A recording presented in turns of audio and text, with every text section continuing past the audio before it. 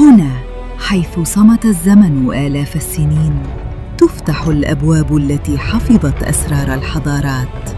ليست كل المفاتيح من معدن، فبعضها من معرفة، وبعض الأبواب لا تفتح إلا لمن يستحق.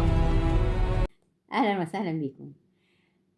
من شهور طويلة يمكن قرابة العام عملت حلقتين عن رحلة الإسكندر المقدوني لمصر، وإزاي هو بدأها بعلم الروم، مينا بتاع علم الروم في مرسى مطروح، ونزل وترجل هو وجيشه عن الأسطول بتاعهم، وإزاي هم دخلوا صوب واحد سيوة. والقصة كاملة حكيتها لكم من واقع خريطة أصلية لفان جوندي معمولة بقالها 300 سنة، بتروي مخطوط تركه بروس اللي عمل هذا الموضوع، المؤرخ اللي هو الشهير بروس، واللي برجع فيها لبرديات وأصل مخطوط بلوترخوس اللي كان 25 بعد الميلاد.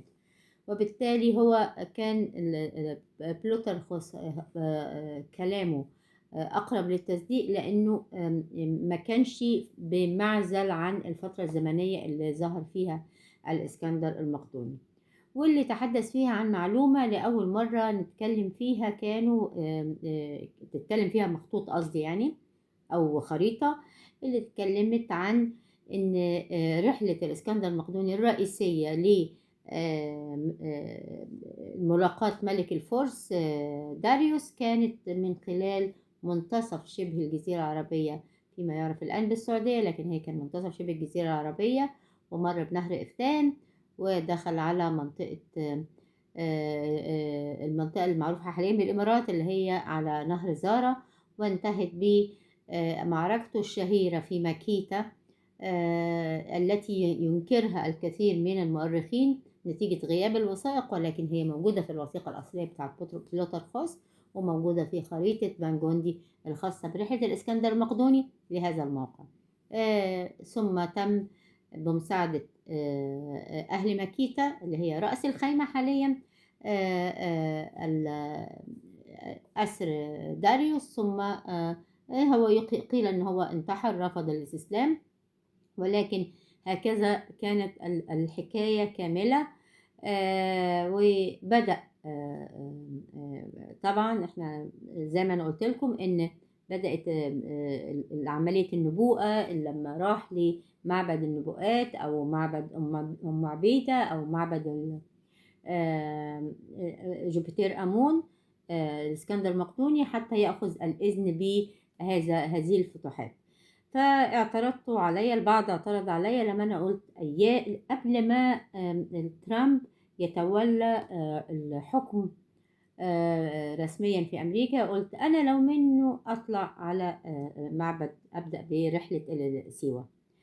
انا لم اعني هذه الكلمه، ولكن اعني ما وراءها للي فاهمين كلامي كويس. كنت بحاول اعمل اسقاط على الحكاية عشان أوصلكم لتفصيلة معينة إن فترة ترامب ستكون فترة حروب كثيرة في المنطقة. فكنت برمي لهذا الشيء، ولم أكن أعني أن يزور هذا المعبد، ولكن أنا بحكي عن إنها تبقى فترة فيها دماء كثير. هو ده قصدي في هذا الموضوع، ولكن زيارته من عدمها ده مش هو ده اللي أنا كان قصدي بيه. أنا كنت بأسقط على الحدث دهوت، وأخشى إن الأمور برضو أو مش أخشى، أتخيل إن الأمور برضو يبقى ليها علاقة بالتسلسل المنطقي اللي حصل في دخول الخليج أتون معركة لم يكن لهم فيها ناقة ولا جمل زي ما هو حصل الآن، لأن التاريخ عبارة عن دورات بتكرر نفسها. فمن هنا أنا بوضح لكم، دايما بقول كلام ما بين السطور أعني بيه أمور معينة، ولكن لا أقصد المعنى المباشر اللي بيفهمه البعض وفقا لمبتغاه.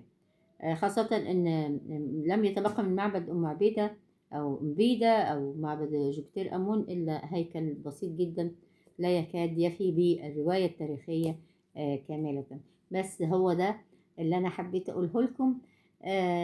ودعونا نرى ما ستحمله الأيام القادمة. لأن عشان أوضح لكم وبأكد لكم وبكرر لكم إن كل واحد من طرفي المعركة بيتكلموا الآن من منطلق معتقد ديني عكسته كتب لديهم أو ما توارثوه. يعني إيران لديها معتقد والجانب الأمريكي لديه معتقد، وكل يعتقد بطريقته، وإحنا العملية بقت معقدة لدينا كمسلمين سنة في النص. الفيديو الجاي هعرض عليكم لأول مرة صورة لمخطوط في غاية الأهمية هتحكي لكم القصة كاملة وما هو معتقد لديهم من وجهة نظر إيران أو من وجهة نظر الوثائق الفارسية القديمة. لأول مرة هعرضها وستقرؤون من بين سطور التفاصيل كمان. أشكركم، مع السلامة.